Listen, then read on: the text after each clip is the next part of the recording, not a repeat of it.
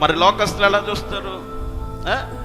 ఎప్పుడు వస్తారా, ఏ టైం వస్తుందా, ఎక్కడ దొరుకుతారా, ఎలా చేద్దామా అదే ఆలోచన ఉంటుంది. కానీ దేవుని కొరకు ఎదురు చూచే కళ్ళంట, ఆయన ధర్మశాస్త్రం ఉందంట, ఆయన మనకు ఆశ్చర్యకరమైన సంగతులను చూసే కన్నులుగా మన కన్నులు చేస్తాడు.